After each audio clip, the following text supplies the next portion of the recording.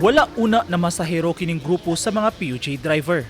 Kay naguna-huna sila og laing diskarte nga buhaton tungod kay arong adlaw nagpatuman na sab og laing usbaw sa presyo sa produktong petrolyo ang mga dagkong kumpanya sa lana. Sumala ni Grace Dianyo, dugang kalisod alang nilang mga PUJ ang halos tagasimana nga pag-usbaw sa presyo sa petrolyo. Igo na lang pang patubil ang ilang kita.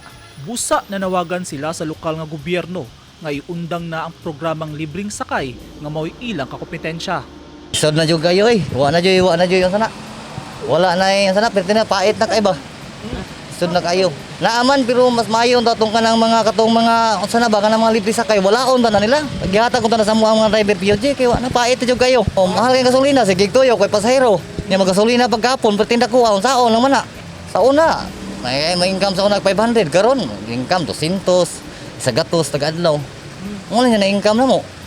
Yan namin anak na ko tulo ka buok sa pagkaon. Arkilahan na po ng sakyanan, dili mo Pero ang PUJ driver nga si Fernando Arbiol nangiyawat gihapon sa pagpamasada.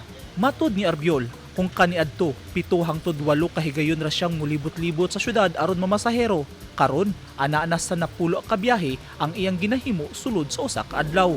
Kaniadto 700 pesos ra ang iyang itubil matag adlaw. Karon ana sa 1,400 pesos ang matubil kada adlaw. Kaya lang yun ang income sa una o karon tungod sa gasolina nga nagtaas. Naamang gyapon income pero di na para sa una katunga na lang siguro ana. Sugod kaganihang buntag, ana sa 30 centavos hangtod sa 60 centavos ang gisaka sa presyo sa gasolina. 2 pesos ug 40 centavos hangtod 3 pesos ang giusbaw sa diesel, samtang anaa sa piso ug 60 centavos hangtod 2 pesos ang giusbaw sa presyo sa matag litro sa kerosene. Naglaom ang mga PUJ driver nga unta mahatagan sila og dugang ayuda aron makasapar sa ilang panginahanglanon matag adlaw sa ilang pamilya. Eugene Hinutan, Newsline Philippines, Davao Region. Stay safe.